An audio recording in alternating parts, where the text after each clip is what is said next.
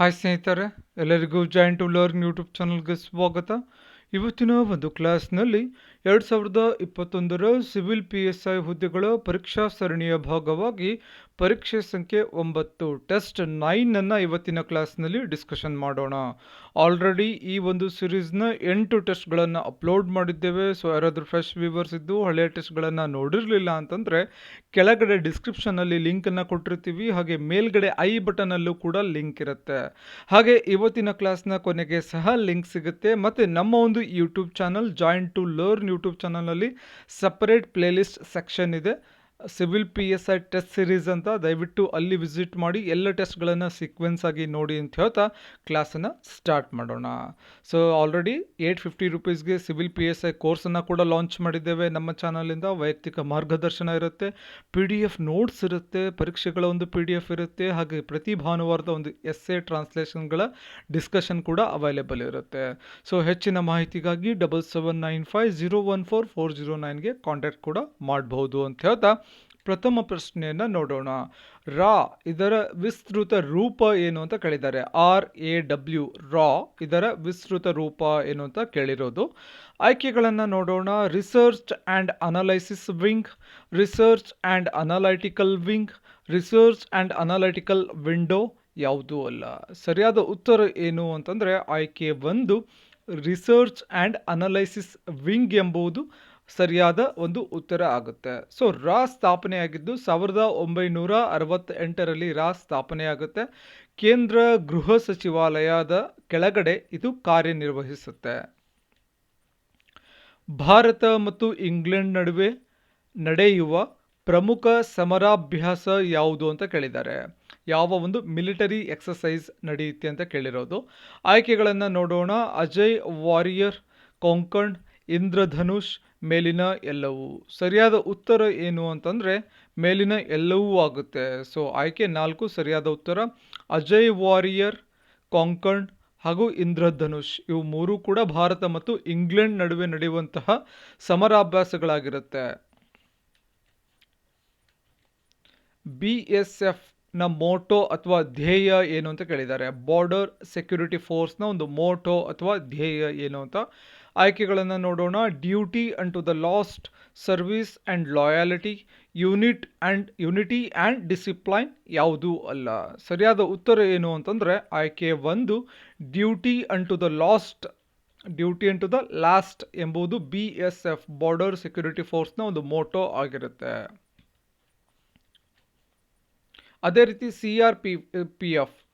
CRPFನ ಒಂದು ಮೋಟೋ ಏನು ಅಂತಂದರೆ ಸರ್ವಿಸ್ ಆ್ಯಂಡ್ ಲಾಯಾಲಿಟಿ. ಇದು CRPFನ ಒಂದು ಮೋಟೋ ಆಗಿರುತ್ತೆ. ಇನ್ನು ಯುನಿಟಿ ಆ್ಯಂಡ್ ಡಿಸಿಪ್ಲೈನ್ ಇದು NCCಯ ಒಂದು ಮೋಟೋ ಆಗಿರುತ್ತೆ, ನ್ಯಾಷನಲ್ ಕೆಡೆಟ್ ಕಾರ್ಪ್ಸ್ನ ಒಂದು ಮೋಟೋ ಆಗಿರುತ್ತೆ. ಸೊ 1965ಇಂದ ಯಾವುದು BSF ಸ್ಟಾರ್ಟ್ ಆಗಿದೆ, BSF ಸ್ಟಾರ್ಟ್ ಆಗಿರುತ್ತೆ. ಎಕ್ಸ್ ಡೆಸರ್ಟ್ ನೈಟ್ 21 ಎಂಬ ಒಂದು ವೈಮಾನಿಕ ಕವಾಯತ್ತು 2021 ಜನವರಿಯಲ್ಲಿ ಎಲ್ಲಿ ನಡೆಯಿತು ಅಂತ ಪ್ರಶ್ನೆ ಕೇಳಿದ್ದಾರೆ. ಸೊ ಹೆಸರು ಸ್ವಲ್ಪ ಕನ್ಫ್ಯೂಸ್ ಆಗುತ್ತೆ, ನೋಡ್ಕೊಳ್ಳಿ. ಎಕ್ಸ್ ಡೆಸರ್ಟ್ ನೈಟ್ 21 ಅಂತ. ಸೊ ಆಯ್ಕೆಯನ್ನು ನೋಡೋಣ. Bharat, France, Russia, Colombo. ಸರಿಯಾದ ಉತ್ತರ ಏನಾಗುತ್ತೆ? ಆಯ್ಕೆ 1 ಭಾರತ. ಭಾರತದಲ್ಲಿ ಎಕ್ಸ್ ಡೆಸರ್ಟ್ ನೈಟ್ 21 ಎಂಬ ಒಂದು ವೈಮಾನಿಕ ಕವಾಯತ್ತು ನಡೆಯುತ್ತೆ. ಸೊ ಭಾರತದಲ್ಲಿ ಸ್ಪೆಸಿಫಿಕ್ ಆಗಿ ಎಲ್ಲಿ ನಡೆಯಿತು ಅಂತ ಕೇಳಿದ್ರೆ ಜೋಧ್ಪುರದಲ್ಲಿ ನಡೆಯುತ್ತೆ. ಸೊ ಜೋಧ್ಪುರದಲ್ಲಿ ನಡೆಯಿತು. ಫ್ರಾನ್ಸ್ ವಾಯುಪಡೆ, ಸ್ಪೇಸ್ ಫೋರ್ಸ್, ಭಾರತದ ವಾಯುಪಡೆ ಒಟ್ಟಾಗಿ ಭಾಗವಹಿಸಿದವು. ಭಾರತದ ವಾಯುಪಡೆಯ ರಫೇಲ್, ಸುಖೋಯ್, ಮಿರಾಜ್ 2000 ಯುದ್ಧ ವಿಮಾನಗಳು ಭಾಗವಹಿಸಿವೆ. ರಫೇಲ್, ಸುಖೋಯ್, ಮಿರಾಜ್ ಮೂರು ಯುದ್ಧ ವಿಮಾನಗಳು ಈ ಒಂದು ವೈಮಾನಿಕ ಕವಾಯತಿನಲ್ಲಿ ಭಾಗವಹಿಸಿದವು. 86ನೇ ಕನ್ನಡ ಸಾಹಿತ್ಯ ಸಮ್ಮೇಳನದ ಅಧ್ಯಕ್ಷರು ಯಾರು ಅಂತ ಪ್ರಶ್ನೆ ಕೇಳಿದ್ದಾರೆ. 86ನೇ ಕನ್ನಡ ಸಾಹಿತ್ಯ ಸಮ್ಮೇಳನದ ಅಧ್ಯಕ್ಷರು ಯಾರು ಅಂತ. ಆಯ್ಕೆಗಳನ್ನು ನೋಡೋಣ. Doddarangegowda, professor AK Ramanujan, HS Venkataswamy, Chandrashekhar Kambar. ಸರಿಯಾದ ಉತ್ತರ ಏನು ಅಂತಂದರೆ ಆಯ್ಕೆ 1 ದೊಡ್ಡರಂಗೇಗೌಡ ಸರಿಯಾದ ಉತ್ತರ. 86ನೇ ಕನ್ನಡ ಸಾಹಿತ್ಯ ಸಮ್ಮೇಳನದ ಅಧ್ಯಕ್ಷರಾಗಿ ಆಯ್ಕೆಯಾಗಿದ್ದಾರೆ. ಸೊ ಈ ಒಂದು ಕನ್ನಡ ಸಾಹಿತ್ಯ ಸಮ್ಮೇಳನ ಎಲ್ಲಿ ನಡೀತಾ ಇದೆ? 86ನೇ ಕನ್ನಡ ಸಾಹಿತ್ಯ ಸಮ್ಮೇಳನ ಅಂತಂದರೆ ಹಾವೇರಿಯಲ್ಲಿ ನಡೀತಾ ಇದೆ. ಹಾಗಾದರೆ 85ನೇ ಕನ್ನಡ ಸಾಹಿತ್ಯ ಸಮ್ಮೇಳನ ಎಲ್ಲಿ ನಡೆಯಿತು? ಎಚ್.ಎಸ್. ವೆಂಕಟಸ್ವಾಮಿ ಅವರು ಅಧ್ಯಕ್ಷರಾಗಿದ್ದರು, ಕಲಬುರಗಿಯಲ್ಲಿ ನಡೆಯಿತು. ಹಾಗೆ 84ನೇ ಕನ್ನಡ ಸಾಹಿತ್ಯ ಸಮ್ಮೇಳನದ ಅಧ್ಯಕ್ಷರು ಚಂದ್ರಶೇಖರ್ ಕಂಬಾರ್ ಆಗಿದ್ದರು, ಧಾರವಾಡದಲ್ಲಿ ನಡೆಯಿತು. ಹಾಗೆ ಪ್ರಥಮ ಕನ್ನಡ ಸಾಹಿತ್ಯ ಸಮ್ಮೇಳನ ನಡೆದಿದ್ದು ಬೆಂಗಳೂರಿನಲ್ಲಿ, ಎಚ್.ವಿ. ನಂಜುಂಡಯ್ಯ ಅವರು ಅಧ್ಯಕ್ಷರಾಗಿದ್ದರು. ಸೊ ಅಡಿಷ್ನಲ್ ಪಾಯಿಂಟ್ಸ್ಗಳನ್ನು ದಯವಿಟ್ಟು ನೆನ್ಪಿಟ್ಕೊಳ್ಳೋಕ್ಕೆ ಪ್ರಯತ್ನ ಪಡಿ. ಯಾಕೆ ಅಂತಂದರೆ ನಾವು ಟೆಸ್ಟ್ ಸಿರೀಸಲ್ಲಿ ಏನು ಕ್ವಶನ್ಸ್ಗಳನ್ನು ಡಿಸ್ಕಷನ್ ಮಾಡ್ತಾ ಇದ್ದೀವಿ, ಆ್ಯಸ್ ಇಟ್ ಈಸ್ ಎಕ್ಸಾಮಲ್ಲಿ ಬರದೇ ಇರಬಹುದು, ಬಟ್ ಈ ಒಂದು ನಾಲೆಡ್ಜ್, ಈ ಒಂದು ಕಂಟೆಂಟ್ ಎಲಿಮಿನೇಷನ್ ಮಾಡೋಕ್ಕೆ ಹೆಲ್ಪ್ ಆಗ್ಬೋದು. ತುಂಬ ಜನ ಪ್ರಶ್ನೆ ಕೇಳ್ತಾರೆ, ಓದಿದ್ದನ್ನೆಲ್ಲ ನೆನ್ಪಿಟ್ಕೋಬೇಕಾ ಅಂತ. ಸೊ ನಿಮ್ಗೆ ನೋಡಿ, ಕ್ವಶನ್ ಪೇಪರಲ್ಲಿ ಆಲ್ರೆಡಿ ತುಂಬ ಸಲ ನಾವು ರಿಪೀಟೆಡ್ ಆಗಿ ಹೇಳಿದ್ದೀವಿ, 4 ಆಪ್ಷನ್ ಕೊಟ್ಟಿರ್ತಾರೆ, ಒಂದು ಆಲ್ರೆಡಿ ಆನ್ಸರ್ ಇರುತ್ತೆ. ಸೊ ಎಲಿಮಿನೇಟ್ ಮಾಡೋದು ಮಾತ್ರ ನಮ್ಮ ಕೆಲಸ ಆಗಿರುತ್ತೆ. ಒಂದು ಆನ್ಸರ್ನ ಇರೋವಂಥ 4 ಆಪ್ಷನ್ಸಲ್ಲಿ ಒಂದು ಉತ್ತರವನ್ನು ಕಂಡುಹಿಡಿಯೋದು ನಮ್ಮ ಕೆಲಸ. ಸೊ ನಾಲೆಡ್ಜ್ ಎಕ್ಸ್ಟ್ರಾ ಇದ್ದರೆ ಏನಾಗುತ್ತೆ, ಎಲಿಮಿನೇಟ್ ಮಾಡೋಕ್ಕೂ ಕೂಡ ಹೆಲ್ಪ್ ಆಗುತ್ತೆ. ಸುಮ್ಮನೆ ಯಾವುದೋ ಒಂದು ಆನ್ಸರನ್ನು ಟಿಕ್ ಮಾಡೋ ಬದಲು ಒಂದು ವ್ಯಾಲಿಡ್ ಆಗಿ ಎಲಿಮಿನೇಟ್ ಮಾಡಿಬಿಟ್ಟು ಒಂದು ಆನ್ಸರನ್ನು ಟಿಕ್ ಮಾಡೋದು ಒಳ್ಳೆಯದು ಅಂತ. ಸೊ ಆ ಕಾರಣಕ್ಕಾಗಿ ಅಡಿಷ್ನಲ್ ಪಾಯಿಂಟ್ಸ್ಗಳನ್ನು, ಕೇವಲ 86ನೇ ಕನ್ನಡ ಸಾಹಿತ್ಯ ಸಮ್ಮೇಳನದ ಅಧ್ಯಕ್ಷರು ಯಾರು ಅಂತ ಕೇಳಿದ್ರೆ ಪರವಾಗಿಲ್ಲ. ಏನಾದರೂ ಸ್ಟೇಟ್ಮೆಂಟ್ ಬೇಸ್ಡ್ ಕೇಳಿಬಿಟ್ರೆ, ಹಾಗಾದರೆ 85ನೇದು ಯಾರಾಗಿದ್ದರು ಅಥವಾ 84ನೇದು ಯಾರಾಗಿದ್ದರು ಅಂತ ಕೂಡ ಸ್ವಲ್ಪ ಗೊತ್ತಿರಬೇಕಾಗುತ್ತೆ. ತೇಜಸ್ಗೆ ಸಂಬಂಧಿಸಿದಂತೆ ಕೆಳಗಿನವುಗಳಲ್ಲಿ ಸರಿಯಾದದ್ದನ್ನು ಆಯ್ಕೆ ಮಾಡಿ ಅಂತ ಕೊಟ್ಟಿದ್ದಾರೆ. ಆಯ್ಕೆಯನ್ನು ನೋಡೋಣ. ಮೊದಲನೇದಾಗಿ, ಹಿಂದೂಸ್ತಾನ್ ಏರೋನಾಟಿಕ್ಸ್ ಲಿಮಿಟೆಡ್ ತೇಜಸ್ಸನ್ನು ಅಭಿವೃದ್ಧಿಪಡಿಸಿದೆ. ತೇಜಸ್ನ ಕಾರ್ಯಕ್ಷಮತೆ ಚೀನಾದ ಯುದ್ಧ ವಿಮಾನ JF-17ಗಿಂತ ಉತ್ತಮವಾಗಿದೆ. ಮಾತ್ರ ಸರಿ, ಮತ್ತು ಭ ಎರಡೂ ಸರಿ. ಸರಿಯಾದ ಉತ್ತರ ಏನಾಗುತ್ತೆ? ಆಯ್ಕೆ 4, ಮತ್ತು ಭ ಎರಡೂ ಸರಿಯಾಗುತ್ತೆ. ಅಂದರೆ ಹಿಂದೂಸ್ತಾನ್ ಏರೋನಾಟಿಕ್ಸ್ ಲಿಮಿಟೆಡ್ ತೇಜಸ್ಸನ್ನು ಡೆವಲಪ್ಮೆಂಟ್ ಮಾಡಿದೆ. ಹಾಗೆ ತೇಜಸ್ನ ಒಂದು ಕಾರ್ಯಕ್ಷಮತೆ ಚೀನಾದ ಯುದ್ಧ ವಿಮಾನ JF-17ಗಿಂತ ಉತ್ತಮವಾಗಿದೆ. ಭಾರತೀಯ ವಾಯುಸೇನೆಗೆ 83 ತೇಜಸ್ ಯುದ್ಧ ವಿಮಾನಗಳನ್ನು ಪೂರೈಸಲಾಗ್ತಾ ಇದೆ. ಈ ತೇಜಸ್ ಯುದ್ಧ ವಿಮಾನಗಳನ್ನು ಹಾರಾಡುವಾಗ ಅಥವಾ ಹಾರಾಟದ ಸಮಯದಲ್ಲೇ ಅದಕ್ಕೆ ಇಂಧನವನ್ನು ಕೂಡ ಫಿಲ್ ಮಾಡಬಹುದು. ಒಂದು ಇಂಧನವನ್ನು ರೀಫಿಲ್ಲಿಂಗ್ ಮಾಡುವಂಥ ಕೆಪಾಸಿಟಿ ಕೂಡ ಇದೆ ಎಲ್ಲಿ? ತೇಜಸ್ನಲ್ಲಿ. ಸೊ ಏನದು ರೀಫಿಲ್ಲಿಂಗ್ ಕೆಪಾಸಿಟಿ ಅಂತಂದರೆ, ಎಕ್ಸಾಂಪಲ್ ತೇಜಸ್ ಇವಾಗ ಹಾರಾಡ್ತಾ ಇರುತ್ತೆ, ಆಕಾಶದಲ್ಲಿ ಹಾರಾಡ್ತಾ ಇರುತ್ತೆ. ಸೊ ಇನ್ ಬಿಟ್ವೀನ್ ಹಾರಾಟ ನಡೆಸುವಾಗ ಏನಾದರೂ ಇಂಧನ ಖಾಲಿ ಆದರೆ ಅದೇ ಸಮಯದಲ್ಲಿ ಬೇರೊಂದು ವಿಮಾನದ ಮೂಲಕ ಇದಕ್ಕೆ ಇಂಧನವನ್ನು ಪೂರೈಕೆ ಮಾಡಬಹುದು. ಯಾವುದಕ್ಕೆ? ತೇಜಸ್ಗೆ. ಸೊ ಸಪ್ರೇಟಾಗಿ ಇಂಧನ ಒಂದು ಖಾಲಿ ಆಗುವಂಥ ಸಮಯದಲ್ಲಿ ಮತ್ತೆ ಲ್ಯಾಂಡ್ ಆಗಿಬಿಟ್ಟು ಇಂಧನವನ್ನು ಪೂರೈಕೆ ಮಾಡಿಕೊಳ್ಳುವಂತಹ ಅವಶ್ಯಕತೆ ಇರೋದಿಲ್ಲ. ಹಾರಾಟದ ಸಮಯದಲ್ಲಿ ಅದಕ್ಕೆ ಇಂಧನವನ್ನು ಪೂರೈಕೆ ಮಾಡಬಹುದು. ಇದರಿಂದ ಏನು ಯೂಸಸ್ ಏನು ಅಂತಂದರೆ, ಯುದ್ಧದ ಸಮಯದಲ್ಲಿ ಯಾವುದಾದ್ರೂ ದೇಶದ ಮೇಲೆ ಯುದ್ಧ ಮಾಡುವಾಗ ಅಥವಾ ಎಮರ್ಜೆನ್ಸಿ ಟೈಮಲ್ಲಿ ಆವಾಗ ಕೆಳಗಡೆ ಒಂದು ಲ್ಯಾಂಡ್ ಆಗಬೇಕು ಅನ್ನೋವಂಥ ಒಂದು ಎಮರ್ಜೆನ್ಸಿ ಬರೋದಿಲ್ಲ. ಸೊ ಆ ಕಾರಣಕ್ಕಾಗಿ ಇದು ಒಂದು ಉತ್ತಮ ಫೀಚರ್. ಯಾವುದು? ತೇಜಸ್ನ ಒಂದು ಎಕ್ಸ್ಟ್ರಾ ಕ್ವಾಲಿಟಿ ಅಂತ. ಕೆಳಗಿನ ಹೇಳಿಕೆಗಳನ್ನು ಗಮನಿಸಿ ಸರಿಯಾದದ್ದನ್ನು ಆಯ್ಕೆ ಮಾಡಿ ಅಂತ ಕೊಟ್ಟಿದ್ದಾರೆ. ಫಸ್ಟ್ ಸ್ಟೇಟ್ಮೆಂಟನ್ನು ನೋಡೋಣ. ಹರಪ್ಪ ಲಿಪಿಯನ್ನು ಇದುವರೆಗೂ ಯಶಸ್ವಿಯಾಗಿ ಬಿಡಿಸಲಾಗಿಲ್ಲ, ಅಂದರೆ ಡೆಸಿಪರ್ಡ್ ಮಾಡಿಲ್ಲ ಅಂತ ಅದರ ಅರ್ಥ. ಹರಪ್ಪ ಲಿಪಿಯನ್ನು ಬಲದಿಂದ ಎಡಕ್ಕೆ ಬರೆಯುತ್ತಿದ್ದರು ಅಂತ ಕೊಟ್ಟಿದ್ದಾರೆ. ಯಾವುದು ಸರಿಯಾದ ಉತ್ತರ ನೋಡೋಣ. ಆಯ್ಕೆಗಳನ್ನು ನೋಡೋದಾದರೆ ಅ ಮತ್ತು ಬ ಎರಡೂ ಸರಿ. ಅಗೆ ಬ ಸರಿಯಾದ ಕಾರಣ. ಹೀಗಂದ್ರೆ ಏನು ಅಂತಂದರೆ, ಇವಾಗೇನು ಅ ಅಂತ ಒಂದು ಸ್ಟೇಟ್ಮೆಂಟನ್ನು ಕೊಟ್ಟಿದ್ದಾರೆ, ಹರಪ್ಪ ಲಿಪಿಯನ್ನು ಇದುವರೆಗೆ ಯಶಸ್ವಿಯಾಗಿ ಬಿಡಿಸಲಾಗಿಲ್ಲ. ಓಕೆ, ಹಾಗೆ ಬ ಅಂತ ಒಂದು ಸ್ಟೇಟ್ಮೆಂಟನ್ನು ಕೊಟ್ಟಿದ್ದಾರೆ. ಹರಪ್ಪ ಲಿಪಿಯನ್ನು ಬಲದಿಂದ ಎಡಕ್ಕೆ ಬರೀತಾ ಇದ್ರು. ಈ ರೀತಿಯಾದಂಥ ಪ್ರಶ್ನೆಯಲ್ಲಿ ಆಯ್ಕೆಯನ್ನು ನೋಡಿ ಸರಿಯಾದ ಕಾರಣ ಅಂತ ಕೊಟ್ಟಿದ್ದಾರೆ. ಅಂದರೆ ಬ ಎನ್ನುವುದು ಅಗೆ ಒಂದು ಕಾರಣ ಅಂತ ಅದರ ಅರ್ಥ. ಸೊ ಅ ಮತ್ತು ಬ ಎರಡೂ ಸರಿ. ಅಗೆ ಬ ಸರಿಯಾದ ಕಾರಣ, ಅ ಮತ್ತು ಬ ಎರಡೂ ಸರಿ. ಅಗೆ ಬ ಸರಿಯಾದ ಕಾರಣವಲ್ಲ. ಅ ಮಾತ್ರ ಸರಿ, ಬ ಮಾತ್ರ ಸರಿ. ಸೊ ಕಾರಣ ಇದ್ದಾಗ, ಬ ಎನ್ನುವುದು ಅಗೆ ಸರಿಯಾದ ಕಾರಣ ಇದ್ದಾಗ ಅದು ಡಿಪೆಂಡೆಂಟ್ ಸ್ಟೇಟ್ಮೆಂಟ್ ಆಗುತ್ತೆ. ಎರಡೂ ಸ್ಟೇಟ್ಮೆಂಟ್ಗಳಿಗೆ ಒಂದು ಲಿಂಕ್ ಇರುತ್ತೆ. ಬಟ್ ಸರಿಯಾದ ಕಾರಣ ಅಲ್ಲ ಅಂತಂದಾಗ ಅದು ಇಂಡಿಪೆಂಡೆಂಟ್ ಸ್ಟೇಟ್ಮೆಂಟ್ಗಳಾಗುತ್ತೆ, ಅವಲಂಬನೆ ಇಲ್ಲದಂತಹ ಒಂದು ವಾಕ್ಯಗಳಾಗಿರುತ್ತೆ. ಸೊ ಸರಿಯಾದ ಉತ್ತರ ಏನಾಗುತ್ತೆ? ಆಯ್ಕೆ 2, ಅ ಮತ್ತು ಭ ಎರಡೂ ಸರಿ. ಅಗೆ ಬ ಸರಿಯಾದ ಕಾರಣವಲ್ಲ ಎಂಬುದು ಸರಿಯಾದ ಉತ್ತರ. ಹರಪ್ಪ ಲಿಪಿಯನ್ನು ಇನ್ನೂವರೆಗೂ ಯಾರೂ ಕೂಡ ಯಶಸ್ವಿಯಾಗಿ ಬಿಡಿಸಲಾಗಿಲ್ಲ. ಹಾಗೆ ಹರಪ್ಪ ಲಿಪಿಯನ್ನು ಬಲದಿಂದ ಎಡಕ್ಕೆ ಬರಿತಾ ಇದ್ರು. ಸೊ ಎರಡೂ ಕೂಡ ಸರಿಯಾದ ಒಂದು ಹೇಳಿಕೆಗಳಾಗಿರುತ್ತೆ. ಇನ್ನು ಬೌಸ್ಟ್ರೋಪೆಡಾನ್ ಏನು ಆಲ್ರೆಡಿ ಆಯ್ಕೆಯಲ್ಲಿ ನೋಡಿದಿರಲ್ವಾ, ಬಲದಿಂದ ಎಡಕ್ಕೆ ಏನು ಬರಿತಾ ಇದ್ರಲ್ವಾ, ಅದಕ್ಕೆ ಬೌಸ್ಟ್ರೋಪೆಡಾನ್ ಅಂತ ಕರೀತಾರೆ. ಬಲದಿಂದ ಎಡಕ್ಕೆ ಬರೆಯೋದು, ಎಡದಿಂದ ಬಲಕ್ಕೆ ಬರೆಯೋದು. ಮತ್ತು ಇದು ಆಲ್ಟರ್ನೇಟಿವ್ ಲೈನ್ಸಲ್ಲಿ ಕಂಟಿನ್ಯೂ ಆಗ್ತಾ ಹೋಗುತ್ತೆ. ಇದಕ್ಕೆ ಬೌಸ್ಟ್ರೋಪೆಡಾನ್ ಸಿಸ್ಟಮ್ ಅಂತ ಕರೀತಾರೆ. ಜೇಮ್ಸ್ ಪ್ರಿನ್ಸೆಪ್ ಬಗ್ಗೆ ನಿಮ್ಗೆ ಗೊತ್ತಿರಬೇಕಾಗುತ್ತೆ. ಹಲವಾರು ಬಾರಿ ಪರೀಕ್ಷೆಯಲ್ಲಿ ಕೇಳಿದ್ದಾರೆ. ಜೇಮ್ಸ್ ಪ್ರಿನ್ಸೆಪ್ ರವರು 1800 1837ರಲ್ಲಿ ಬ್ರಾಹ್ಮಿ ಲಿಪಿಯನ್ನು ಬಿಡಿಸ್ತಾರೆ. ಈ ಒಂದು ಲಿಪಿ ಏನಿದೆ ಅಶೋಕನ ಶಾಸನಗಳಲ್ಲಿ ಕಂಡುಬರುತ್ತೆ. ಹೆಚ್ಚಾಗಿ ಅಶೋಕನ ಶಾಸನಗಳಲ್ಲಿ ಬ್ರಾಹ್ಮಿ ಲಿಪಿಯನ್ನು ಕಂಡುಬರುತ್ತೆ. ಅಶೋಕನ ಶಾಸನಗಳಲ್ಲಿ ಖರೋಷ್ಠಿ ಲಿಪಿ ಕೂಡ ಖರೋಷ್ಠಿ ಲಿಪಿಯನ್ನು ಕೂಡ ಕಂಡುಬಂದಿದೆ. ಇನ್ನು ಅಶೋಕನ ಬಗ್ಗೆ ಹೇಳೋದಾದರೆ ಅಶೋಕನಿಗೆ ದೇವನಾಂ ಪ್ರಿಯದರ್ಶಿನಿ ಅಶೋಕ ಅಂತ ಕೂಡ ಕರಿತಾ ಇದ್ರು. ದೇವನಾಂ ಪ್ರಿಯದರ್ಶಿನಿ ಅಶೋಕ ಅಂತ ಕರಿತಾ ಇದ್ರು. ಹಾಗೆ ಅಶೋಕ ಕಳಿಂಗ ಯುದ್ಧ ಗೆದ್ದದ ನಂತರದಲ್ಲಿ ಕಳಿಂಗ ಯುದ್ಧವನ್ನು ಗೆದ್ದ ನಂತರದಲ್ಲಿ ಯುದ್ಧವನ್ನು ತ್ಯಾಗ ಮಾಡಿ ದಿಗ್ವಿಜಯವನ್ನು ತಿರಸ್ಕಾರ ಮಾಡಿ ಧರ್ಮ ವಿಜಯದ ಕಡೆ ಅವನು ಒಲವನ್ನು ವ್ಯಕ್ತಪಡಿಸ್ತಾನೆ. ಕಾರಣ ಏನು ಅಂತಂದ್ರೆ ಹಲವಾರು ಒಂದು ಸಾವು ನೋವುಗಳನ್ನು ಅವನಿಗೆ ಬೇಸರವನ್ನು ಉಂಟು ಮಾಡುತ್ತೆ. ಸೊ ಇವತ್ತಿನವರೆಗೂ ಇತಿಹಾಸದಲ್ಲಿ ಯಾರಾದರೂ ಒಬ್ಬ ರಾಜ ಇದ್ದು ಯುದ್ಧವನ್ನು ಗೆದ್ದ ನಂತರದಲ್ಲಿ ಯುದ್ಧವನ್ನು ತ್ಯಜಿಸಿದ್ದು ಅಥವಾ ಯುದ್ಧವನ್ನು ನಿರ್ಲಕ್ಷ್ಯ ಮಾಡಿದ್ದು ಯಾರಾದರೂ ಇದೆ, ಅದು ಕೇವಲ ಅಶೋಕ ಮಾತ್ರ.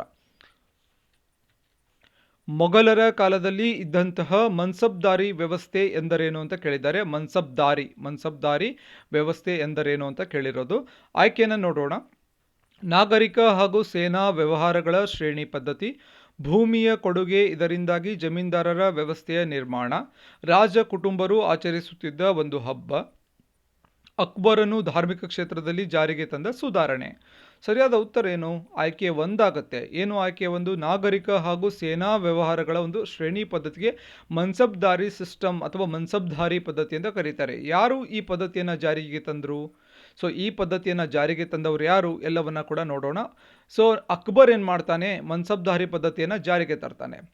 ಸೊ ಬಾಬರ್ ಯಾರು? ಮೊಘಲ್ ಸಾಮ್ರಾಜ್ಯದ ಸ್ಥಾಪಕನಾಗಿದ್ದಾನೆ. ತುಜಕ್ ಇ ಬಾಬರಿ, ಈ ಪಾಯಿಂಟನ್ನು ನೆನಪಿಟ್ಕೊಳ್ಳಿ, ಸ್ಟಾರ್ ಮಾರ್ಕನ್ನು ಹಾಕೊಳ್ಳಿ. ತುಜಕ್ ಇ ಬಾಬರಿ ಎಂಬ ಗ್ರಂಥವನ್ನು ತುರ್ಕಿ ಭಾಷೆಯಲ್ಲಿ ಬರೀತಾನೆ. ಯಾರು? ಬಾಬರ್ ಬರೀತಾನೆ. ಬಾಬರ್ನ ಸಮಾಧಿ ಎಲ್ಲಿದೆ? ಕಾಬೂಲಿನಲ್ಲಿ ಇದೆ. ಅಕ್ಬರ್ ಏನು ಮಾಡ್ತಾನೆ? ಅಕ್ಬರ್ ಇಬಾದತ್ ಖಾನಾ ಎಂಬ ಒಂದು ಪ್ರಾರ್ಥನಾ ಮಂದಿರವನ್ನು ಸ್ಥಾಪನೆ ಮಾಡ್ತಾನೆ. ಯಾರು? ಅಕ್ಬರ್. ಸೊ ಇದನ್ನು ಕೂಡ ಕೇಳ್ತಾರೆ. ಸೊ ಡೈರೆಕ್ಟಾಗಿ ಪ್ರಶ್ನೆ ಬರ್ಬೋದು, ಇಬಾದತ್ ಖಾನಾ ಎಂಬುದು ಏನು ಅಂತ ಕೂಡ ಪ್ರಶ್ನೆ ಬರ್ಬೋದು, ಅಥವಾ ಇಬಾದತ್ ಖಾನಾ ಎಂಬ ಒಂದು ಸಿಸ್ಟಮನ್ನು ಅಥವಾ ಒಂದು ಪ್ರಾರ್ಥನಾ ಮಂದಿರವನ್ನು ಯಾರು ಸ್ಥಾಪನೆ ಮಾಡಿದ್ರು ಅಂತ ಕೇಳ್ಬೋದು. ಸೊ ಇಬಾದತ್ ಖಾನಾ ಎಂಬುದು ಪ್ರಾರ್ಥನಾ ಮಂದಿರ, ಅದನ್ನು ಸ್ಟಾರ್ಟ್ ಮಾಡಿದ್ದು ಅಕ್ಬರ್ನ ಬಗ್ಗೆ ನೆನಪಿಟ್ಕೊಳ್ಳಿ. ಇವನ್ ಮನ್ಸಬ್ದಾರಿ ಪದ್ಧತಿಯನ್ನು ಜಾರಿಗೆ ತಂದಿದ್ದು ಕೂಡ ಅಕ್ಬರ್ನೇ. ಪೋರ್ಚುಗೀಸರು ಯಾರಿಂದ ಗೋವಾವನ್ನು ಪಡೆದುಕೊಂಡರು ಅಂತ ಪ್ರಶ್ನೆ ಕೇಳಿದ್ದಾರೆ. ಆಯ್ಕೆಗಳು ನೋಡೋಣ. ವಿಜಯನಗರದ ಅರಸರಿಂದ, ಆದಿಲ್ ಶಾಹಿಗಳಿಂದ, ಶಿಲಾಹಾರರಿಂದ, ಮರಾಠರಿಂದ. ಸರಿಯಾದ ಉತ್ತರ ಏನಾಗುತ್ತೆ? ಆಯ್ಕೆ 2, ಆದಿಲ್ ಶಾಹಿಗಳಿಂದ ಪೋರ್ಚುಗೀಸರು ಗೋವಾವನ್ನು ಆದಿಲ್ ಶಾಹಿಗಳಿಂದ ಪಡ್ಕೋತಾರೆ. ಸೊ ಆದಿಲ್ ಶಾಹಿಗಳು ಯಾರು? 1527ರಲ್ಲಿ 1527ರಲ್ಲಿ 5 ಶಾಹಿ ಮನೆತನಗಳಾಗಿ ಇಬ್ಬಾಗವಾಗುತ್ತೆ. ಯಾವುದು? ಒಂದು ಬಹುಮನಿ ಸುಲ್ತಾನರ ಒಂದು ಸಾಮ್ರಾಜ್ಯ ಏನಿರುತ್ತೆ ಅದು 5 ಶಾಹಿ ಮನೆತನಗಳಾಗಿ ಇಬ್ಬಾಗ ಆಗುತ್ತೆ. ಅದರಲ್ಲಿ ಬಿಜಾಪುರದ ಆದಿಲ್ ಶಾಹಿ ಕೂಡ ಒಂದು. ಸೊ ಆದಿಲ್ ಶಾಹಿ ಮನೆತನದ ಸ್ಥಾಪಕರು ಯಾರು? ಯೂಸುಫ್ ಆದಿಲ್ ಶಾಹಿ ಮನೆತನದ ಸ್ಥಾಪಕರಾಗಿರ್ತಾರೆ. ಸೊ ಇವತ್ತು ಆದಿಲ್ ಶಾಹಿ ಮನೆತನ ಅಂದ ತಕ್ಷಣ ತುಂಬ ಒಂದು ಫೇಮಸ್ ಆದಂಥ ಒಂದು ಮಾನ್ಯುಮೆಂಟ್ ಯಾವುದು? ಗೋಲ್ ಗುಂಬಸ್ ಎಲ್ಲಿದೆ? ಇದು ಬಿಜಾಪುರದಲ್ಲಿದೆ. ಇದು ತುಂಬ ಒಂದು PC ಎಕ್ಸಾಮ್ಸಲ್ಲಿ ಈ ಪ್ರಶ್ನೆ ಕೇಳಿದ್ದಾರೆ. ಗೋಲ್ ಗುಂಬಸ್ ಎಲ್ಲಿದೆ ಅಂದರೆ ಬಿಜಾಪುರದಲ್ಲಿದೆ. ಇದು ಎಲ್ರಿಗೂ ಗೊತ್ತಿರುವಂತಹ ಒಂದು ಪಾಯಿಂಟ್ ಆಗಿರುತ್ತೆ. ಇದೇನು ಸ್ಪೆಷಲ್ ಆಗಿ ಹೇಳೋ ಅವಶ್ಯಕತೆ ಇಲ್ಲ, ಎಲ್ರಿಗೂ ಗೊತ್ತೇ ಇರುತ್ತೆ ಬಿಜಾಪುರ. ಸೊ ಬಿಜಾಪುರವನ್ನು ಪಂಚನದಿಗಳ ನಾಡು ಅಂತ ಕರೀತಾರೆ. ಅಥವಾ ಒಂದು ಪಂಜಾಬ್, ಕರ್ನಾಟಕದ ಪಂಜಾಬ್ ಯಾವುದು ಅಂತಂದರೆ ಅದು ಬಿಜಾಪುರ. ಕಾರಣ ಏನು ಅಂತಂದರೆ ಪಂಚನದಿಗಳ ನಾಡು, ಯಾಕಂದರೆ ಪಂಜಾಬ್ನಲ್ಲಿ ಕೂಡ 5 ನದಿಗಳು ಒಂದು ಹರಿಯುತ್ತೆ. ಪಂಚನದಿಗಳ ನಾಡು ಬಿಜಾಪುರ. ಹಾಗೆ ಬಿಜಾಪುರ ಒಂದು ಫೇಮಸ್ ಏನು ಅಂದರೆ ಒಂದು ಅಣೆಕಟ್ಟು ಕೂಡ ತುಂಬ ಇದೆ. ಇಲ್ಲಿ ಆಲ್ಮಟ್ಟಿ ಅಣೆಕಟ್ಟು ಕೂಡ ಕಂಡು ಬರುತ್ತೆ. ಲಾಲ್ ಬಹದ್ದೂರ್ ಶಾಸ್ತ್ರಿ ಅಣೆಕಟ್ಟು ಅಂತ ಕೂಡ ಕರೀತಾರೆ. ಬಿಜಾಪುರ ದ್ರಾಕ್ಷಿ ಬೆಳೆಗೆ ತುಂಬ ಫೇಮಸ್ ಆಗಿದೆ. ಹಾಗೆ ಬಿಜಾಪುರದ ಒಂದು ಇಂಡಿ ತಾಲೂಕಿನಲ್ಲಿ ನಿಂಬೆ ಅಭಿವೃದ್ಧಿ ಮಂಡಳಿಯನ್ನು ಇತ್ತೀಚೆಗೆ ಆರಂಭ ಮಾಡಿದ್ದಾರೆ. ಮಳೆಯನ್ನು ಉಂಟು ಮಾಡುವ ಮೋಡಗಳು ಯಾವುವು ಅಂತ ಪ್ರಶ್ನೆ ಕೇಳಿದ್ದಾರೆ. ಆಯ್ಕೆಗಳನ್ನು ನೋಡೋಣ. ಸೀರಸ್ ಮೋಡಗಳು, ಸ್ಟ್ರಾಟಸ್ ಮೋಡಗಳು, ಕ್ಯುಮುಲಸ್ ಮೋಡಗಳು, ನಿಂಬೋಸ್ಟ್ರಾಟಸ್ ಮೋಡಗಳು. ಸರಿಯಾದ ಉತ್ತರ ಏನು? ಆಯ್ಕೆ 4, ನಿಂಬೋಸ್ಟ್ರಾಟಸ್ ಮೋಡಗಳು ಸರಿಯಾದ ಉತ್ತರ ಆಗುತ್ತೆ. ಭೂಮಿಯಿಂದ 2 ರಿಂದ 4 ಕಿಲೋಮೀಟರ್ ಒಳಗೆ ನಿಂಬೋ ಸ್ಟ್ಯಾಟಸ್ ಮೋಡಗಳು ಕಂಡುಬರುತ್ತೆ. ಐಸೋನ್ಯಾಪ್ ಎಂದ್ರೇನು? ಇದನ್ನು ಕೂಡ ನೆನ್ಪಿಟ್ಕೊಳ್ಳಿ. ಐಸೋನ್ಯಾಪ್ ಅಂದರೆ ಯಾವುದೇ ಎರಡು ಪ್ರದೇಶಗಳಲ್ಲಿ ಸಮವಾದ ಮೋಡಗಳನ್ನು ನಕ್ಷೆಯ ಮೂಲಕ ಗುರುತಿಸುವ ಒಂದು ಕ್ರಿಯೆಗೆ ಐಸೋನ್ಯಾಪ್ ಅಂತೀವಿ. ಅದೇ ರೀತಿ ಐಸೋಥರ್ಮ್ ಆಗಿರ್ಬೋದು, ಅದೇ ರೀತಿ ಐಸೋಹೇಲ್ಸ್ ಆಗಿರ್ಬೋದು. ಇವೆಲ್ಲ ವರ್ಡ್ಸ್ಗಳನ್ನು ಕೇಳ್ತಾರೆ ಎಕ್ಸಾಮ್ಸಲ್ಲಿ. ಐಸೋಹೇಲ್ಸ್ ಅಂದರೆ ಏನು, ಐಸೋಥರ್ಮ್ಸ್ ಅಂದರೆ ಏನು, ಅದೇ ರೀತಿ ಆಮೇಲೆ ಇವನ್ ಪ್ರೆಷರ್ಗೆ ಸಂಬಂಧಪಟ್ಟಂತಹ ಪ್ರಶ್ನೆಗಳು ಕೇಳ್ತಾರೆ. ಸೊ ಆದ ಕಾರಣದಿಂದ ಒಂದು ರಿಲೇಟೆಡ್ ಆಗಿ ಓದುವಾಗ ಸ್ವಲ್ಪ ಅಬ್ಸರ್ವ್ ಮಾಡಿ. ಈ ಕ್ವಶನ್ಗಳನ್ನು ಒಂದು ಐಡಿಯಲ್ ಆಗಿ ಇಟ್ಕೊಂಡು ಅಥವಾ ಒಂದು ಎಕ್ಸಾಂಪಲ್ಸ್ಗಳಾಗಿ ಇಟ್ಕೊಂಡು ನೀವು ಬೇಕಾದರೂ ಕೂಡ ಎಕ್ಸ್ಟ್ರಾ ಓದ್ಕೋಬೋದು. ಇದರ ಸುತ್ತಮುತ್ತ ಸ್ವಲ್ಪ ಓದ್ಕೊಳ್ಳೋದು ಒಳ್ಳೆಯದು ಓದುವಾಗ. ವಾತಾವರಣದಲ್ಲಿ ಕೆಳಗಿನ ಯಾವುದು ಹೆಚ್ಚಿನ ಅಂಶದಲ್ಲಿ ಕಂಡುಬರುತ್ತದೆ ಅಂತ ಪ್ರಶ್ನೆ ಕೇಳಿದ್ದಾರೆ. ಆಯ್ಕೆಗಳು: ಆಮ್ಲಜನಕ, ಸಾರಜನಕ, ಕಾರ್ಬನ್ ಡೈಆಕ್ಸೈಡ್, ನೀರಿನ ಬಾಷ್ಪ. ಸರಿಯಾದ ಉತ್ತರ ಏನು? ಆಯ್ಕೆ 2 ಸಾರಜನಕ ಸರಿಯಾದ ಉತ್ತರ. ವಾತಾವರಣದಲ್ಲಿ ಸಾರಜನಕ ನೈಟ್ರೋಜನ್ ಕಂಟೆಂಟ್ ಅತ್ಯಂತ ಹೆಚ್ಚಾಗಿ ಕಂಡುಬರುತ್ತೆ. ಎಷ್ಟು ಪರ್ಸೆಂಟೇಜ್ ಇದೆ ನೈಟ್ರೋಜನ್ ವಾತಾವರಣದಲ್ಲಿ? 78.08% ಇದೆ. 78.08% ಇದೆ. ಆಕ್ಸಿಜನ್ ಎಷ್ಟಿದೆ? 21% ಇದೆ. ಆರ್ಗನ್ ಎಷ್ಟಿದೆ? 0.93% ಇದೆ ಆರ್ಗನ್. ಕಾರ್ಬನ್ ಡೈಆಕ್ಸೈಡ್ ಎಷ್ಟಿದೆ? 0.03% ಕಾರ್ಬನ್ ಡೈಆಕ್ಸೈಡ್ ಇದೆ. ಇವನ್ ಫುಡ್ ಪ್ರಿಪ್ರೇಷನ್ಗೆ ನಾವು ಕಾರ್ಬನ್ ಡೈಆಕ್ಸೈಡನ್ನು ಯೂಸ್ ಮಾಡ್ತೀವಿ. ಫುಡ್ ಪ್ರಿಪ್ರೇಷನ್ಗೆ ಯಾರು ಯೂಸ್ ಮಾಡ್ತಾರೆ? ಫುಡ್ ಪ್ರಿಪೇರ್ ಆಗೋದು ಹೇಗೆ? ಒಂದು ಸಸ್ಯಗಳಲ್ಲಿ ಫುಡ್ ಪ್ರಿಪೇರ್ ಆಗೋದು ಒಂದು ಕಾರ್ಬನ್ ಡೈಆಕ್ಸೈಡನ್ನು ಯೂಸ್ ಮಾಡಿಕೊಂಡೇ ಫುಡ್ಡನ್ನು ಪ್ರಿಪೇರ್ ಮಾಡೋಕ್ಕೆ ಒಂದು ಏನಂತೀವಿ ನಾವು ಫೋಟೋಸಿಂಥಸಿಸ್ ಅಂತ ಏನು ಕರಿತೀವಿ, ಆ ಒಂದು ಪ್ರೊಸೆಸ್ಗೆ ಯೂಸ್ ಆಗುತ್ತೆ. ಯಾವುದು? Carbon dioxide.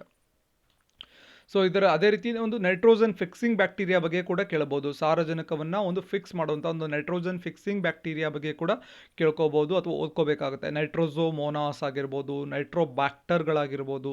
ಸೊ ಇವೆಲ್ಲವನ್ನು ಸ್ವಲ್ಪ ನೆನ್ಪಿಟ್ಕೊಳ್ಳಿ. ಇವೆಲ್ಲ ನೈಟ್ರೋಜನ್ ಫಿಕ್ಸಿಂಗ್ ಬ್ಯಾಕ್ಟೀರಿಯಾಗಳಾಗಿರುತ್ತೆ.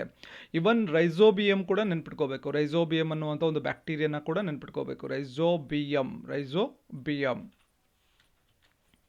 ಈ ಥರ ಪ್ರಸ್ಥಭೂಮಿಗಳಿಗೆ ಹೋಲಿಸಿದರೆ ಅತಿ ಎತ್ತರದಲ್ಲಿರುವ ಪ್ರಸ್ಥಭೂಮಿ ಯಾವುದು ಅಂತ ಕೇಳಿದ್ದಾರೆ. ಮೊದಲು ಪ್ರಸ್ಥಭೂಮಿ ಅಂದರೆ ಏನು? ಪ್ರಸ್ಥಭೂಮಿ ಅಂತಂದರೆ ಒಂದು ಸರೌಂಡಿಂಗ್ ಏರಿಯಾಗಿಂತ ಸ್ವಲ್ಪ ಹೈಟ್ ಆಗಿರುವಂತಹ, ಸ್ವಲ್ಪ ಎತ್ತರದಲ್ಲಿರುವಂಥ ಒಂದು ಪ್ರದೇಶಕ್ಕೆ, ಸ್ವಲ್ಪ ಒಂದು ಎಲಿವೇಟೆಡ್ ಏರಿಯಾಗೆ ನಾವು ಪ್ರಸ್ಥಭೂಮಿ ಅಂತ ಕರಿತೀವಿ. ಸೊ ಆಯ್ಕೆಗಳನ್ನು ನೋಡೋಣ. ಕೋಲರಾಡೋ ಪ್ರಸ್ಥಭೂಮಿ, ಟಿಬೇಟಿಯನ್ ಪ್ರಸ್ಥಭೂಮಿ, ಡೆಕ್ಕನ್ ಪ್ರಸ್ಥಭೂಮಿ, ಮೈಸೂರು ಪ್ರಸ್ಥಭೂಮಿ. ಸರಿಯಾದ ಉತ್ತರ ಏನು? ಟಿಬೇಟಿಯನ್ ಪ್ರಸ್ಥಭೂಮಿ ಸರಿಯಾದ ಉತ್ತರ ಆಗುತ್ತೆ. ಸೊ ಈ ಥರ ಪ್ರಸ್ಥಭೂಮಿಗಳಿಗೆ ಹೋಲಿಸಿದರೆ ಅತಿ ಎತ್ತರದಲ್ಲಿ ಇರುವಂತಹ ಪ್ರಸ್ಥಭೂಮಿ ಆಗಿರುತ್ತೆ.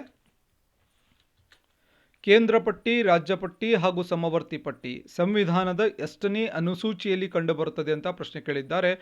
7ನೇ ಅನುಸೂಚಿ, 6ನೇ ಅನುಸೂಚಿ, 10ನೇ ಅನುಸೂಚಿ, 11ನೇ ಅನುಸೂಚಿ. ಸರಿಯಾದ ಉತ್ತರ ಏನು? ಆಯ್ಕೆ 1 7ನೇ ಅನುಸೂಚಿಯಲ್ಲಿ ಕೇಂದ್ರ ಪಟ್ಟಿ, ರಾಜ್ಯ ಪಟ್ಟಿ ಹಾಗೂ ಸಮವರ್ತಿ ಪಟ್ಟಿ ಕಂಡುಬರುತ್ತೆ. ಸೊ ಕೇಂದ್ರ ಪಟ್ಟಿ ಅಂತಂದ್ರೇನು? ಈ ಒಂದು ಕೇಂದ್ರ ಪಟ್ಟಿಯಲ್ಲಿರುವಂತಹ ವಿಷಯಗಳಿಗೆ ಸಂಬಂಧಿಸಿದಂತೆ ಒಂದು ಅಧಿಕಾರ ಚಲಾಯಿಸುವಂಥ ಅಥವಾ ಕಾನೂನು ಮಾಡುವಂಥ ಅಧಿಕಾರ ಇರೋದು ಕೇಂದ್ರ ಸರ್ಕಾರಕ್ಕೆ ಮಾತ್ರ.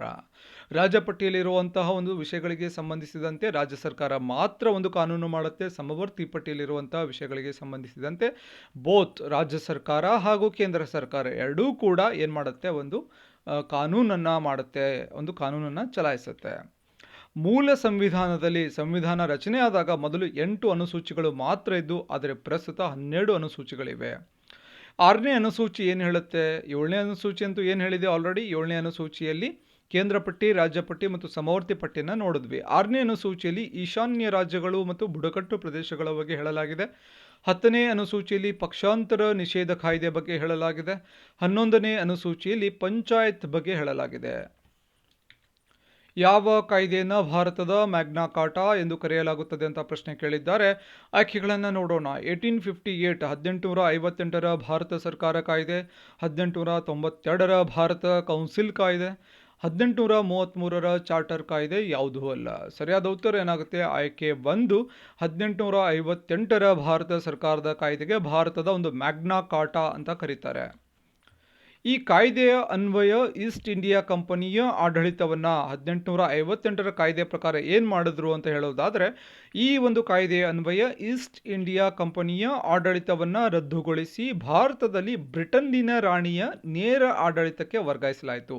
ಅಂದರೆ ಮುಂಚೆ ಇದ್ದಂಥ ಒಂದು ಈಸ್ಟ್ ಇಂಡಿಯಾ ಕಂಪನಿಯ ಒಂದು ಅಧಿಕಾರವನ್ನು ರದ್ದು ಮಾಡಿದ್ರು. ಯಾವ ಕಾಯ್ದೆ ಪ್ರಕಾರ? 1858 ಆ್ಯಕ್ಟ್ನ ಪ್ರಕಾರ. 1858 ಸರ್ಕಾರ ಕಾಯ್ದೆಯ ಪ್ರಕಾರ ಈಸ್ಟ್ ಇಂಡಿಯಾ ಕಂಪನಿಯ ಒಂದು ಅಧಿಕಾರವನ್ನು ರದ್ದು ಮಾಡಿ ಭಾರತದ ಆಡಳಿತವನ್ನು ಒಂದು ಬ್ರಿಟನ್ ರಾಣಿಯ ಕೈಗೆ ಹಸ್ತಾಂತರ ಮಾಡಲಾಯಿತು.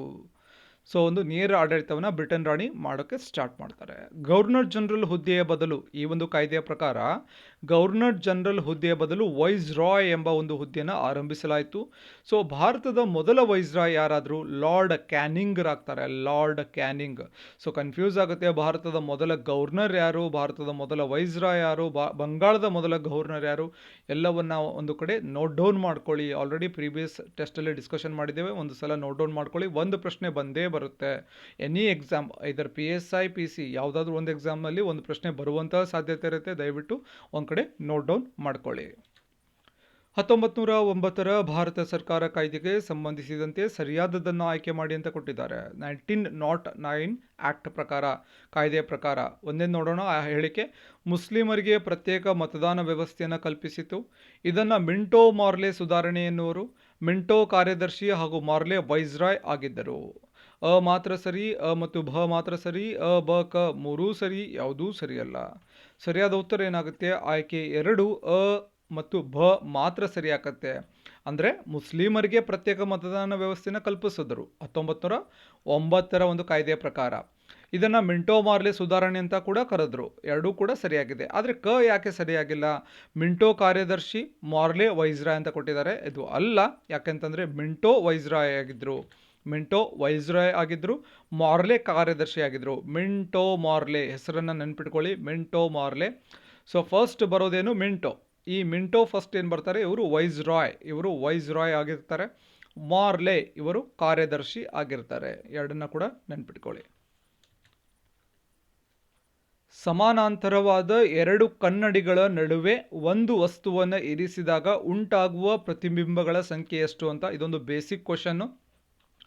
ಹೈಸ್ಕೂಲ್ ಎಕ್ಸಾಮ್ ಅಥವಾ ಹೈಸ್ಕೂಲ್ ಬುಕ್ಸಲ್ಲಿ ಈ ಒಂದು ಕಂಟೆಂಟ್ ಇದೆ.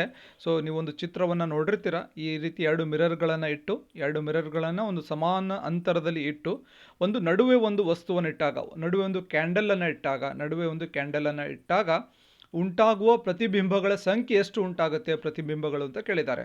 8 ಪ್ರತಿಬಿಂಬ, 2 ಪ್ರತಿಬಿಂಬ, 32 ಪ್ರತಿಬಿಂಬ, ಅಪರಿಮಿತ ಪ್ರತಿಬಿಂಬ. ಸರಿಯಾದ ಉತ್ತರ ಏನಾಗುತ್ತೆ? ಆಯ್ಕೆ 4 ಅಪರಿಮಿತ ಪ್ರತಿಬಿಂಬ ಆಗುತ್ತೆ. ಇದರ ಬಗ್ಗೆ ಆಲ್ರೆಡಿ ಬೇಸಿಕ್ ಸೈನ್ಸಲ್ಲಿ ಒಂದು ಚಿತ್ರ ಕೂಡ ಇದೆ. ಸೊ DSCERT ಬುಕ್ಸ್ಗಳನ್ನು ಓದೋವಾಗ ದಯವಿಟ್ಟು ಈ ಒಂದು ಪಾಯಿಂಟನ್ನು ಅಬ್ಸರ್ವ್ ಮಾಡಿ, ಈ ಒಂದು ಕ್ವಶನನ್ನು ಅಬ್ಸರ್ವ್ ಮಾಡಿ DSCERT ಬುಕ್ಕನ್ನು ಓದುವಾಗ. ವಜ್ರದ ನಂತರ ಕಠಿಣವಾದದ್ದೆಂದು ನಮಗೆ ಗೊತ್ತಿರುವ ಪದಾರ್ಥ ಯಾವುದು ಅಂತ ಪ್ರಶ್ನೆ ಕೇಳಿದ್ದಾರೆ. ಸೊ ವಜ್ರದ ನಂತರ ನಮಗೆ ಗೊತ್ತಿರುವ ಒಂದು ಕಠಿಣವಾದ, ಅತ್ಯಂತ ಒಂದು ಹಾರ್ಡೆಸ್ಟ್ ಮಟೀರಿಯಲ್ ಯಾವುದು? ವಜ್ರ ಅಂತ ನಾವು ಗೊತ್ತೇ ಇದೆ. ಅದರ ನಂತರದಲ್ಲಿ ಯಾವುದಿದೆ ಅಂತ ಕೇಳಿದ್ದಾರೆ. ಗ್ರಾಫೈಟ್, ಕಾರ್ಬೋರೆಂಡಮ್, ಕ್ಯಾಲ್ಸಿಯಂ ಕಾರ್ಬೈಡ್ ಯಾವುದೂ ಅಲ್ಲ. ಸರಿಯಾದ ಉತ್ತರ ಏನಾಗುತ್ತೆ ಅಂತಂದರೆ ಆಯ್ಕೆ 2 ಕಾರ್ಬೋರೆಂಡಮ್ ಆಗುತ್ತೆ. ಸೊ ವಜ್ರದ ನಂತರ ಅತ್ಯಂತ ಒಂದು ಗಡುಸಾದ ವಸ್ತು ಏನಾದರೂ ಇದೆ ಅದು ಕಾರ್ಬೋರೆಂಡಮ್ ಅಂತ ಕೊಟ್ಟಿರುವಂಥ ಆಯ್ಕೆಗಳಲ್ಲಿ. ಸೊ ಕೊಟ್ಟಿರುವಂಥ ಆಯ್ಕೆಗಳಲ್ಲಿ ಕಾರ್ಬೋರೆಂಡಮ್ ಅತಿಯಾದ ಗಡಸಾದ ಪದಾರ್ಥ ಆಗಿರುತ್ತೆ. ಇನ್ನು ಗ್ರಾಫೈಟ್ ಬಗ್ಗೆ ನಿಮ್ಗೆ ಗೊತ್ತೇ ಇರುತ್ತೆ. ನಾವೊಂದು ಪೆನ್ಸಿಲ್ಸ್ಗಳಲ್ಲಿ ಗ್ರಾಫೈಟನ್ನು ಯೂಸ್ ಮಾಡ್ತೀವಿ. ಸೊ ಏನಿದೊಂದು ಗ್ರಾಫೈಟ್ ಏನಿದೆ ಅಲ್ವಾ, ಇದರ ಬಗ್ಗೆ ಒಂದು ಇವನ್ ಎಲೆಕ್ಟ್ರಿಸಿಟಿಯಲ್ಲಿ ಕೂಡ ಗ್ರಾಫೈಟನ್ನು ನಾವು ಯೂಸ್ ಮಾಡ್ತೀವಿ. ಸೊ ತಿಳ್ಕೊಳ್ಳಿ ಇದ್ರ ಬಗ್ಗೆ. ಭೂಮಿಯಿಂದ ನೋಡುತ್ತಿರುವ ವ್ಯಕ್ತಿಗೆ ನಕ್ಷತ್ರಗಳು ಮಿನುಗುತ್ತಿರುವಂತೆ ಕಾಣಿಸುತ್ತವೆ. ಇದಕ್ಕೆ ಕಾರಣ ಏನು ಅಂತ ಕೇಳಿದ್ದಾರೆ. ಸೊ ಭೂಮಿಯಿಂದ ನೋಡುತ್ತಿರುವ ಒಬ್ಬ ವ್ಯಕ್ತಿಗೆ, ಸೊ ನಾವೆಲ್ಲ ನೈಟ್ ಅಬ್ಸರ್ವ್ ಮಾಡ್ತಿರ್ತೀವಿ. ಇವಾಗ ಯಾರೂ ಮಲ್ಕೊಳ್ಳಲ್ಲ, ಮೇಲ್ಗಡೆ ಒಂದು ಮಾಡಿ ಮೇಲೆ ಮಲ್ಕೊಳ್ಳುವಂಥ ಒಂದು ಪದ್ಧತಿ ಕಮ್ಮಿ ಆಗಿದೆ. ಸೊ ಮಲ್ಕೊಂಡಾಗ ಸ್ವಚ್ಛಂದ ಆಕಾಶವನ್ನು ನೋಡಿದಾಗ ನಕ್ಷತ್ರಗಳು ನಮಗೆ ಕಾಣುತ್ತೆ, ನಕ್ಷತ್ರಗಳು ಮಿನುಗುತ್ತಿರುವಂತೆ ಕಾಣುತ್ತೆ. ಸೊ ಕಾರಣ ಏನು ಅಂತ ಪ್ರಶ್ನೆ. ಸೊ ಆಯ್ಕೆಗಳನ್ನು ನೋಡೋಣ. ಭೂಮಿಯ ವಾತಾವರಣದಲ್ಲಿ ಆಗುವಂತಹ ವಕ್ರೀಭವನದ ಏರಿಳಿತಗಳು, ನಕ್ಷತ್ರಗಳ ಸ್ವಂತ ವಾತಾವರಣದಲ್ಲಿ ನಕ್ಷತ್ರದ ಬೆಳಕಿನ ಆವರ್ತಂಕ ಹೇರಿಕೆ, ಭೂಮಿಯ ವಾತಾವರಣದಿಂದ ನಕ್ಷತ್ರದ ಬೆಳಕಿನ ಆವರ್ತಂಕ ಹೇರಿಕೆ, ನಕ್ಷತ್ರಗಳ ನಿರಂತರವಾಗಿ ಬೆಳಕನ್ನು ಹೊರಸೂಸುವುದಿಲ್ಲ ಎಂಬ ಕಾರಣದಿಂದ. ಸರಿಯಾದ ಉತ್ತರ ಏನು ಅಂತಂದರೆ ಆಯ್ಕೆ 1 ಆಗುತ್ತೆ. ಭೂಮಿಯ ವಾತಾವರಣದಲ್ಲಿ ಆಗುವಂತಹ ವಕ್ರೀಭವನದ ಏರಿಳಿತಗಳಿಂದ ನಕ್ಷತ್ರಗಳು ಮಿನುಗುತ್ತಿರುವಂತೆ ನಮಗೆ ಕಾಣಿಸುತ್ತೆ. ಇನ್ನು ಭೂಮಿಯ ವಾತಾವರಣದಲ್ಲಿ ಆಗುವಂತಹ ವಕ್ರೀಭವನದ ಏರಿಳಿತಗಳು. ಇನ್ನು ಜ್ಯೋತಿರ್ವರ್ಷ ಅಂದರೆ ಏನು? ಇದೊಂದು ದೂರವನ್ನು ಅಳೆಯುವ ಮಾಪನ ಆಗಿರುತ್ತೆ. ನಕ್ಷತ್ರಗಳ ಒಂದು ದೂರವನ್ನು ನಾವು ಅಳೆಯೋದು ಜ್ಯೋತಿರ್ವರ್ಷಗಳಿಂದ. ಇಷ್ಟು ಜ್ಯೋತಿರ್ವರ್ಷ ದೂರ ಇದೆ ಇದು ಅಂತ ಅಳಿತೀವಿ. ನಕ್ಷತ್ರ ಪುಂಜ ಅಂದ್ರೇನು? ನಕ್ಷತ್ರಗಳ ಒಂದು ಗುಂಪಿಗೆ ನಾವು ನಕ್ಷತ್ರ ಪುಂಜ ಅಂತೀವಿ. ಸೊ ಆಲ್ರೆಡಿ ನಮಗೆ ಸಪ್ತರ್ಷಿ ಅಥವಾ ಸಪ್ತ ಋಷಿ ಎನ್ನುವುದು ಕೂಡ ಒಂದು ನಕ್ಷತ್ರಗಳ ಗುಂಪು ಆಗುತ್ತೆ. ಕಾನ್ಸ್ಟೆಲೇಷನ್ ಅಂತ ಇಂಗ್ಲೀಷಲ್ಲಿ ಕರಿತೀವಿ. ನಕ್ಷತ್ರಗಳ ಗುಂಪಿಗೆ ಅಥವಾ ನಕ್ಷತ್ರ ಪುಂಜಕ್ಕೆ ಕಾನ್ಸ್ಟೆಲೇಷನ್ ಅಂತ ಕರಿತೀವಿ. ಅದೇ ರೀತಿ ಇಂಗ್ಲೀಷ್ ವರ್ಡ್ಸ್ಗಳನ್ನು ಕೂಡ ಸ್ವಲ್ಪ ನೆನ್ಪಿಟ್ಕೋಬೇಕಾಗತ್ತೆ. ಆಸ್ಟಿರಾಯ್ಡ್ ಅಂದರೆ ಏನು, ಮೆಟೀರಾಯ್ಡ್ಸ್ ಅಂದರೆ ಏನು. ಯಾಕೆಂತಂದರೆ ಕೆಲವೊಂದು ಸಲ ನೀವು ಕ್ವಶನ್ ಪೇಪರ್ ಅಬ್ಸರ್ವ್ ಮಾಡಿ, ಈವನ್ ಕನ್ನಡ ವರ್ಷನಲ್ಲಿ ಕೂಡ ಇಂಗ್ಲೀಷ್ ವರ್ಡ್ಸ್ಗಳನ್ನು ಡೈರೆಕ್ಟಾಗಿ ಪ್ರಿಂಟ್ ಮಾಡಿಬಿಟ್ಟಿರ್ತಾರೆ. ಸೊ ಆ ಕಾರಣಕ್ಕಾಗಿ ಇಂಗ್ಲೀಷ್ ನಾಲೆಡ್ಜ್ ಕೂಡ ಸ್ವಲ್ಪ ಇಂಪಾರ್ಟೆಂಟ್. ಸೊ ಮೆಂಟಲ್ ಎಬಿಲಿಟಿಗೆ ಸಂಬಂಧಿಸಿದ ಪ್ರಶ್ನೆ, ಸ್ವಾತಿ ಹಾಗೂ ಅರುಣನ ವಯಸ್ಸುಗಳ ಅನುಪಾತ. ಸ್ವಾತಿ ಮತ್ತು ಅರುಣ್, ಸ್ವಾತಿ ಇದ್ದಾಳೆ, ಅರುಣ್ ಇದ್ದಾನೆ. ಸ್ವಾತಿ ಮತ್ತು ಅರುಣ್ ಇದ್ದಾರೆ. ಸ್ವಾತಿ ಮತ್ತು ಅರುಣನ ವಯಸ್ಸುಗಳ ಅನುಪಾತ 2:5 ಆಗಿದೆ. 8 ವರ್ಷಗಳ ನಂತರ ಅವರ ವಯಸ್ಸುಗಳ ಅನುಪಾತ ಎಷ್ಟಾಗುತ್ತೆ? 1:2 ಆಗುತ್ತೆ. ಹಾಗಾದರೆ ಅವರ ಈಗಿನ ವಯಸ್ಸುಗಳ ವ್ಯತ್ಯಾಸ ಎಷ್ಟು ಅಂತ ಕೇಳಿದ್ದಾರೆ. ಅವರ ಈಗಿನ ವಯಸ್ಸುಗಳ ವ್ಯತ್ಯಾಸ ಏನು? ಯಾವ ರೀತಿ ಇದನ್ನು ಸಾಲ್ವ್ ಮಾಡೋದು? ಫಸ್ಟ್ ಏನು ಮಾಡೋಣ, ಸೊ ನಮಗೆ ಗೊತ್ತಿಲ್ಲ ಸ್ವಾತಿಯ ಒಂದು ವಯಸ್ಸಿನ ಅನುಪಾತ ಎಷ್ಟಿದೆ? 2 ಇದೆ ಅಲ್ವಾ. ಸೊ ವಯಸ್ಸಂತರೂ ಗೊತ್ತಿಲ್ಲ, 2x ಅಂತ ಬರ್ಕೊಳ್ಳೋಣ. ಅದೇ ರೀತಿ ಅರುಣನ ವಯಸ್ಸಿನ ಅನುಪಾತ ಎಷ್ಟಿದೆ? 5 ಇದೆ. ಸೊ 5x ಎಂಬುದೇನು ನಮಗೆ ವಯಸ್ಸು ಗೊತ್ತಿಲ್ಲ, 2x ಆ್ಯಂಡ್ 5x ಅಂತ ಬರ್ಕೊಂಡ್ವಿ. ಸೊ 8 ವರ್ಷಗಳ ನಂತರ ಅವರ ಒಂದು ವಯಸ್ಸಿನ ಅನುಪಾತ ಎಷ್ಟಾಗುತ್ತೆ ಅಂತ ನೋಡೋಣ. ಸೊ 8 ವರ್ಷದ ನಂತರ ಅಂದರೆ ಎಷ್ಟಾಗುತ್ತೆ?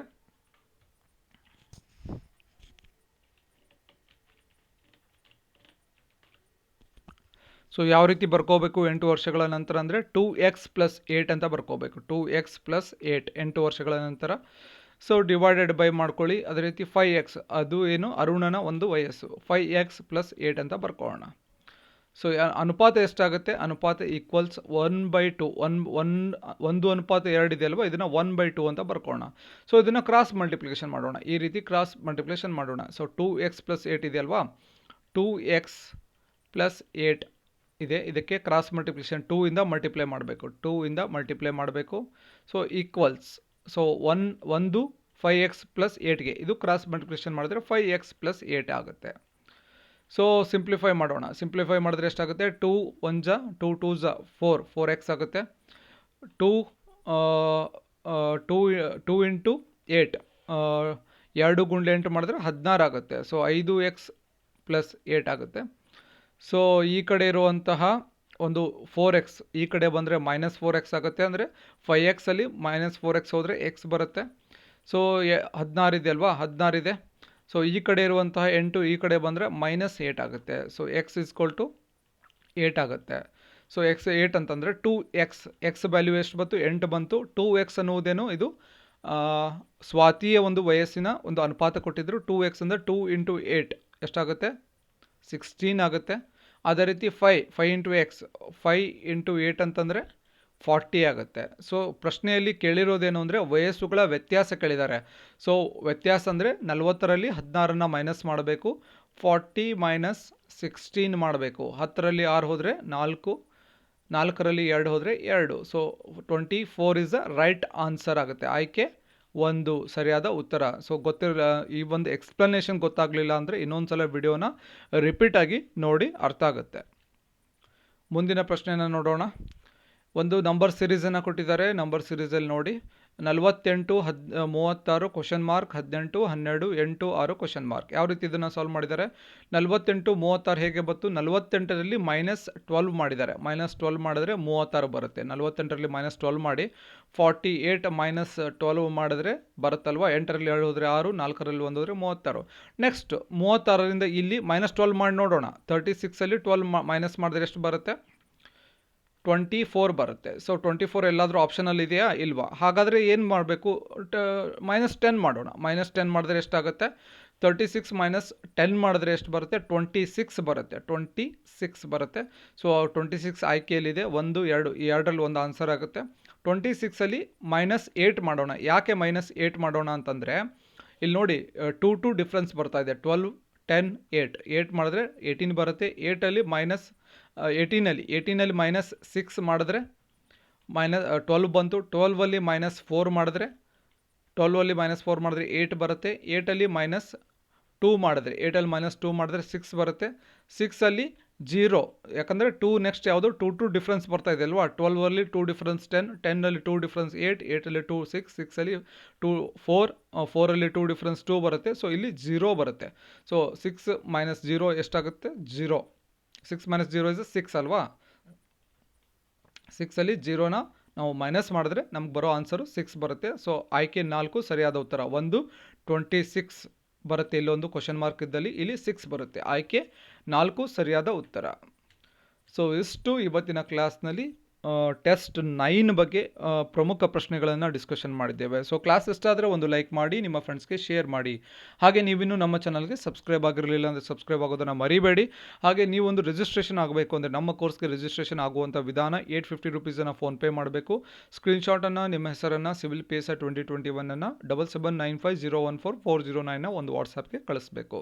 ಸೊ ಹೆಚ್ಚಿನ ಮಾಹಿತಿಗಾಗಿ 7795014409ಗೆ ಕಾಂಟ್ಯಾಕ್ಟ್ ಕೂಡ ಮಾಡಬಹುದು. ಮತ್ತು ಮುಂದಿನ ತರಗತಿಯಲ್ಲಿ ಮತ್ತೊಂದು ವಿಷಯದ ಕುರಿತು ಮಾತನಾಡೋಣ. ಧನ್ಯವಾದಗಳು.